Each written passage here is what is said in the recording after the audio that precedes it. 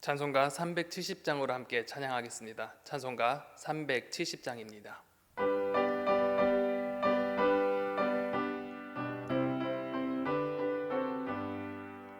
주 안에 있는 나에게 단 근심 있으랴. 십자가 밑에 나아가 내 짐을 풀었네. 주님을 찬송하면서 할렐루야 할렐루야. 내 앞길 멀고 험해도 나 주님만 따라가리. 그 두려움이 변하여 내 기도 되었고, 전날의 한숨 변하여 내 노래 되었네. 주님을 찬송하면서 할렐루야 할렐루야. 내 앞길 멀고 험해도 나 주님만 따라가리. 내 주는 자비하셔서 늘 함께 계시고, 내 궁핍함을 아시고 늘 채워주시네. 주님을 찬송하면서 할렐루야 할렐루야. 내 앞길 멀고 험해도 나 주님만 따라가리. 내 주와 맺은 언약은 영불변하시니, 그 나라 가기까지는 늘 보호하시네. 주님을 찬송하면서 할렐루야 할렐루야. 내 앞길 멀고 험해도 나 주님만 따라가리. 아멘. 오늘 하나님께서 우리에게 주신 말씀은 빌립보서 4장 1절에서 23절까지의 말씀입니다. 신약성경 322면에 기록되어져 있는 빌립보서 4장 1절에서 23절까지 말씀을 제가 봉독할 때 살아계신 하나님의 음성을 들으실 수 있으시길 바랍니다. 그러므로 나의 사랑하고 사모하는 형제들, 나의 기쁨이요 면류가 아닌 사랑하는 자들아, 이와 같이 주 안에 서라. 내가 유오디아를 권하고 순두개를 권하노니 주 안에서 같은 마음을 품으라. 또 참으로 나와 멍에를 같이한 내게 구하노니, 복음에 나와 함께 힘쓰던 저 여인들을 돕고 또한 글레멘드와 그 외에 나의 동역자들을 도우라. 그 이름들이 생명책에 있느니라. 주 안에서 항상 기뻐하라. 내가 다시 말하노니 기뻐하라. 너희 관용을 모든 사람에게 알게 하라. 주께서 가까우시니라. 아무것도 염려하지 말고 다만 모든 일에 기도와 간구와 너희 구할 것을 감사함으로 하나님께 아뢰라. 그리하면 모든 지각에 뛰어난 하나님의 평강이 그리스도 예수 안에서 너희 마음과 생각을 지키시리라. 끝으로 형제들아, 무엇에든지 참되며 무엇에든지 경건하며 무엇에든지 옳으며 무엇에든지 정결하며 무엇에든지 사랑받을 만하며 무엇에든지 칭찬받을 만하며 무슨 덕이 있든지 무슨 기림이 있든지 이것들을 생각하라. 너희는 내게 배우고 받고 듣고 본 바를 행하라. 그리하면 평강의 하나님이 너희와 함께 계시리라. 내가 주 안에서 크게 기뻐함은 너희가 나를 생각하던 것이 이제 다시 싹이 남이니, 너희가 또한 이를 위하여 생각을 하였으나 기회가 없었느니라. 내가 궁핍함으로 말하는 것이 아니니라. 어떠한 형편에든지 나는 자족하기를 배웠노니, 나는 비천에 처할 줄도 알고 풍부에 처할 줄도 알아. 모든 일 곧 배부름과 배고픔과 풍부와 궁핍에도 처할 줄을 아는 일체의 비결을 배웠노라. 내게 능력 주시는 자 안에서 내가 모든 것을 할 수 있느니라. 그러나 너희가 내 괴로움에 함께 참여하였으니 잘하였도다. 빌립보 사람들아 너희도 알거니와 복음의 시초에 내가 마게도냐를 떠날 때 주고받는 내 일에 참여한 교회가 너희 외에 아무것도 없느니라. 데살로니가에 있을 때에도 너희가 한 번뿐 아니라 두 번이나 나의 쓸 것을 보내었도다. 내가 선물을 구함이 아니요 오직 너희에게 유익하도록 풍성한 열매를 구함이라. 내게는 모든 것이 있고 또 풍부한지라.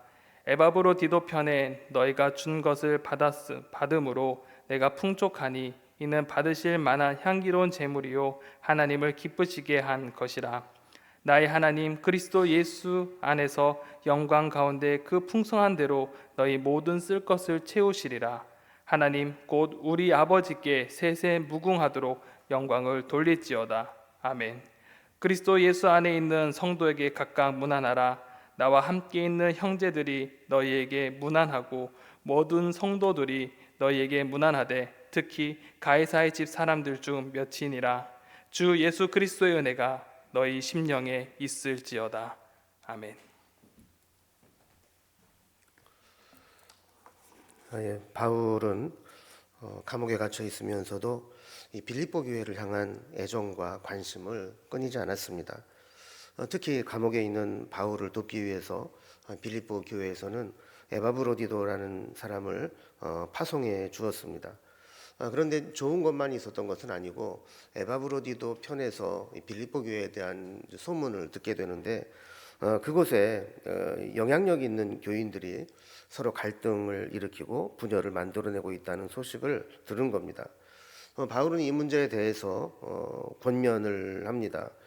그리고 기뻐할 것, 관용할 것, 염려보다 기도할 것, 참되고 경건하고 옳고 정결하며 사랑받을 만한 삶을 살 것, 이런 여러 가지 권면들을 빌립보 교인들에게 전하고 있습니다. 그리고 마지막으로 자기 자신은 빌립보 교인들이 걱정하는 것처럼 감옥에서 비참하게 지내는 것이 아니고 하나님께서 함께 하시고 그리스도 안에서 자족하는 법을 배워서 어떠한 상황에서도 견뎌낼 수 있다라고 위로해 줍니다. 그럼에도 불구하고 빌립보 교회에서 보내준 후원들은 그가 복음을 전하고 또 감옥에 갇혀 있을 때 큰 힘이 되었다고 고마움을 표현하기도 합니다. 자, 이렇게 빌립보서가 마무리되게 되는데 오늘 이제 빌립보서를 마무리하는 4장에서 어떤 내용이 있었는지 한번 단락별로 구분을 해 살펴보도록 하겠습니다.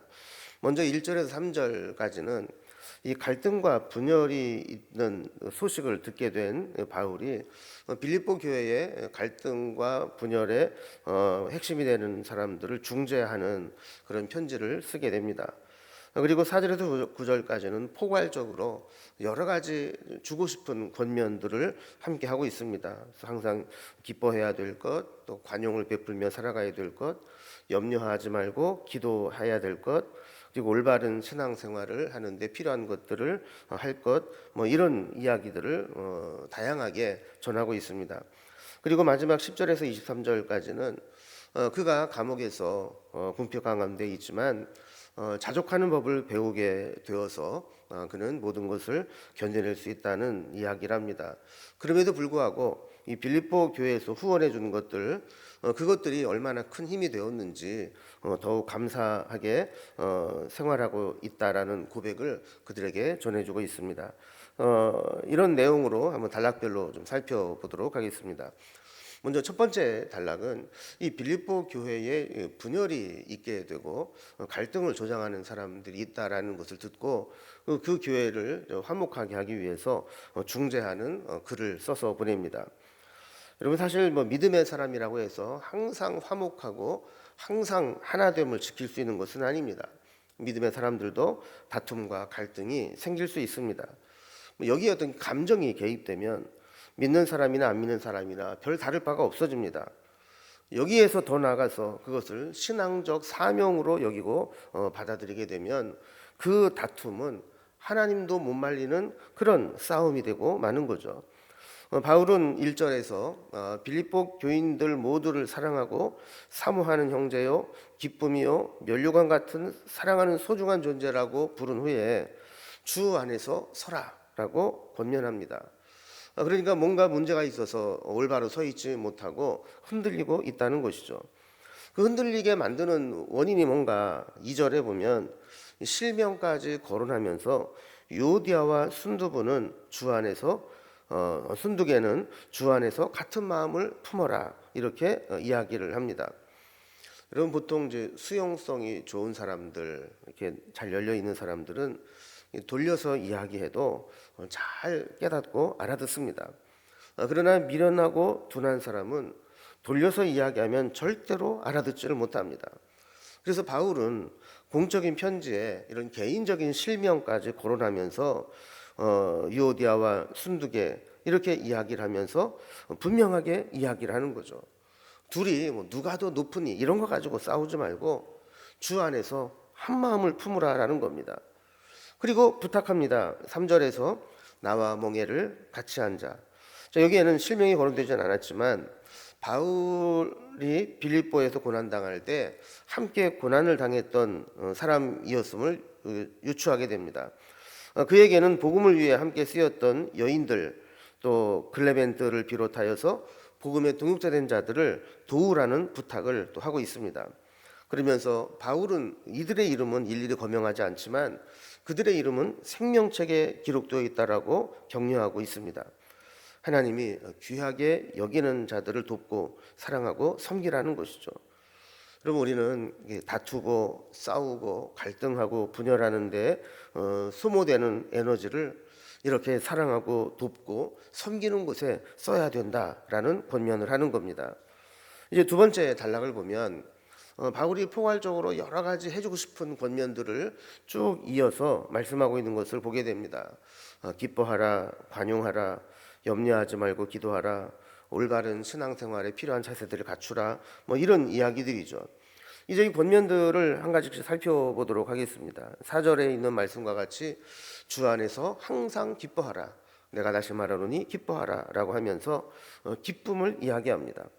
여러분 성도는 어떤 상황에서도 주님이 주시는 기쁨, 주님 안에 있을 때 누리는 기쁨을 잃어버려서는 안 됩니다. 어떻게 그렇게 할 수 있습니까? 다툼과 분쟁, 시기와 질투가 있는 이 세상에서 어떻게 우리가 항상 기뻐하고 살 수 있느냐 말입니다. 5절에 보면 너희 관용을 모든 사람에게 알게 하라, 주께서 가까우시니라 라고 말씀입니다. 이 말은 다른 말로 말하면 종말 신앙으로 살라는 겁니다. 우리가 이 세상에서 영원히 살 것처럼 생각하고 그럼 오래 남은 시간 동안 내가 편하게 살고 높은 자리에 있고 대접받으려고 생각하니까 우리는 예민해지고 다투게 되고 갈등하게 되고 경쟁하게 됩니다.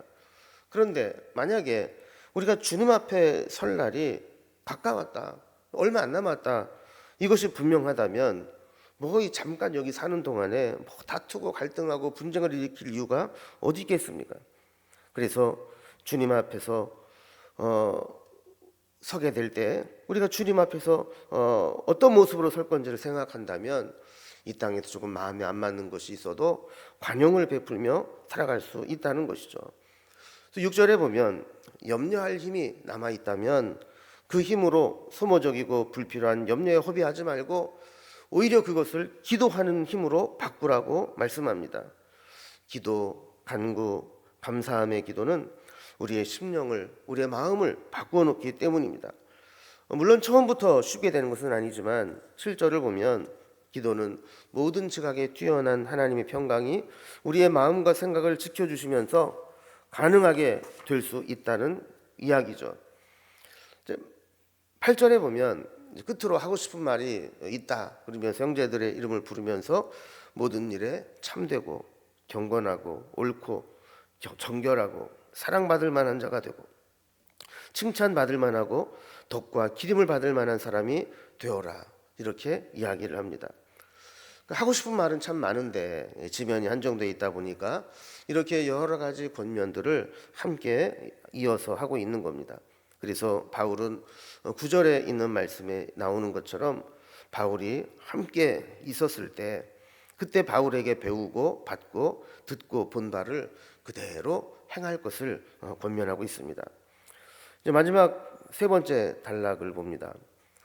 그는 복음을 전하고 감옥에 갇혀 있으면서도 자족함을 배울 수 있었습니다. 그럼에도 불구하고 빌립보 교회가 후원해 주는 것들이 얼마나 그를 풍성하게 했는지 이야기를 하면서 빌립보 교회 후원에 감사하게 생활하고 있는 이 바울의 인사 고백이 나오고 빌립보서가 마무리됩니다. 빌립보서 개요 영상에서도 설명을 드린 것처럼 이 빌립보 교회는 바울이 복음을 전하는 데 필요한 물질들을 여러 차례 후원해 준 교회입니다. 그런데 어떠한 이유에서든지 이 빌립보 교회에서 이 후원금이 중단되었던 것 같습니다.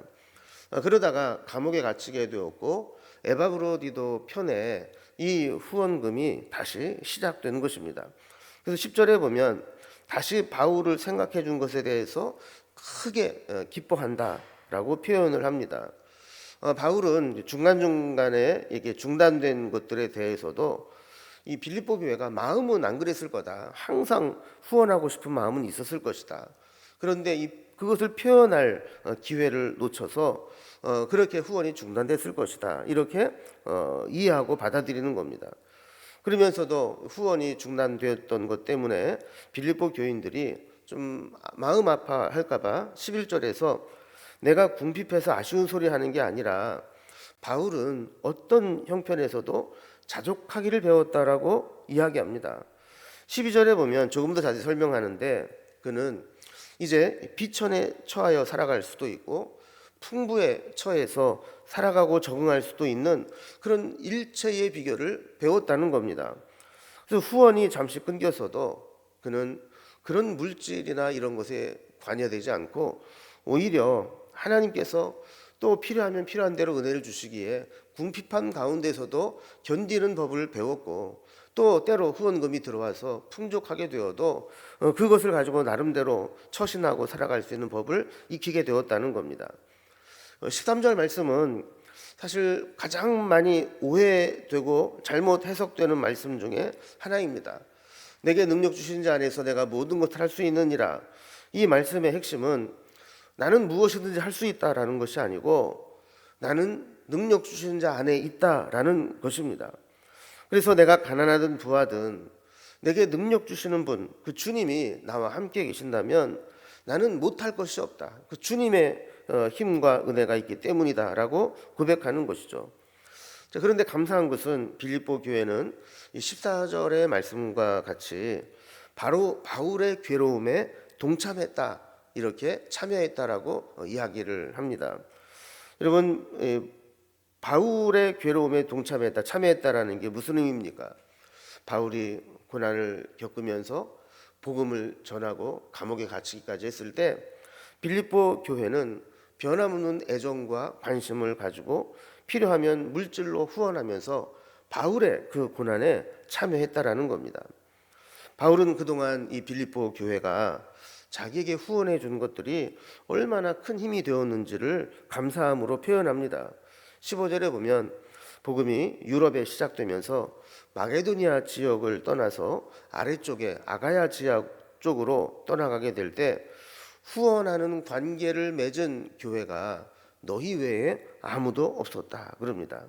그러니까 오직 빌립보 교회만이 선교를 나가는 이 바울에게 후원을 끊임없이 아끼지 않고 해주었다는 것이죠.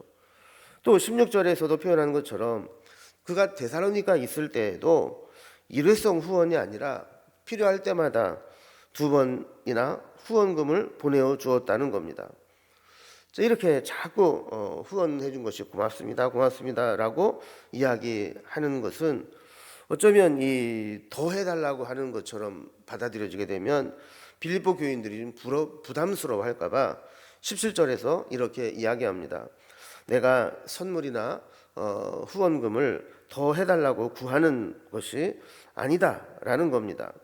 바울의 관심은 빌립보 교회로부터 무엇을 더 받아낼까가 아니라 어떻게 하면 빌립보 교회에 유익하고 풍성한 열매를 맺게 할까 하는 고민을 하고 있다라는 거죠.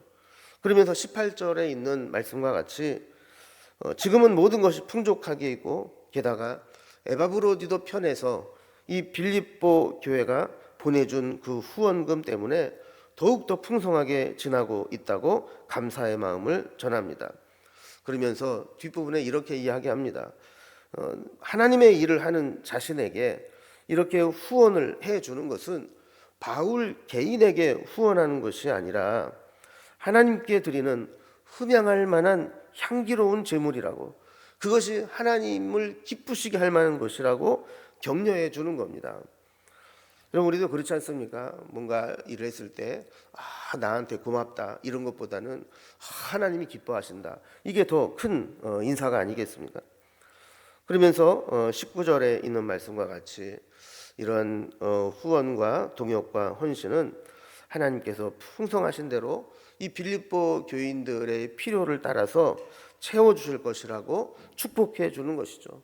그들이 하나님의 일에 동참하니까 하나님도 그들의 필요를 풍성하게 채워주실 것이다라는 축복입니다. 20절에 보면 이러한 일들은 우리 하나님 아버지께서 영원토록 영광을 받으시도록 돌리는 것이 된다라는 겁니다. 여러분, 우리가 그런 얘기가 있습니다. 내가 하나님의 일을 하면 하나님은 내 일을 해주신다라는 거죠. 이 바울과 빌립보 교회가 이렇게 한 사람은 직접 몸으로, 한 사람은 물질과 기도의 후원으로 함께 동역하게 되었을 때 하나님께서 그들의 필요를 채워주실 것이라는 축복입니다. 자, 이제 모든 내용은 다 끝이 나고 이제 편지를 마무리합니다. 마지막에 문안과 이 축복의 기도를 하게 되는데 21절에 보면 빌립보에 그리스도 예수 안에 있는 성도들에게 각각 문안을 해달라고 전달합니다. 그러니까 바울이 로마에 있으면서 빌립보 교인들, 나머지 이 편지를 읽지 않고 대신 읽는 그런 교인들에게 인사를 전하는 겁니다. 반대로 22절에 보면 지금 바울이 편지를 쓰고 있는 로마에 바울을 중심으로 한 성도들이 있습니다. 근데 여기 보면 특별히 가이사, 황제죠. 가이사에게 속한 사람 몇 명이 복음을 받아들여서 지금 빌립보 교회에 편지를 쓴다고 하니까 옆에서 우리 문안도 좀 해달라 이렇게 부탁을 해서 여기 편지에 쓰게 되었다라고 전달하는 겁니다. 그리고 마지막 23절에서 주 예수 그리스도의 은혜가 너희 심령에 있을지어다, 이런 축복의 기도로 이 빌립보서 전체가 마무리되고 있습니다. 여러분, 돌아보면 우리가 하나됨을 지키는 것보다 중요한 것은 없습니다. 아무리 중요한 일도 하나됨을 깨트려면서까지 할 일은 없는 것이죠. 같은 비전을 품고 함께 동역하는 것보다 귀한 것은 없습니다. 주님이 원하시는 성숙함으로 나아가는 것보다 더 필요한 것도 없다는 것이죠. 빌립보 교회와 이 바울의 관계처럼 서로 이렇게 사랑하고 믿어주고 후원하고 기도해주는 그런 믿음의 동역자들이 된다면 신앙생활하는 것이 힘들지 않을 것입니다. 그러나 아무리 위대한 일을 한다 할지라도 서로 마음이 갈리고 나뉘고 다투고 갈등하고 또 대결하고 이런 경쟁을 하다 보면 피곤할 수밖에 없고 또 감정이 상하고 또 다치게 되는 거죠.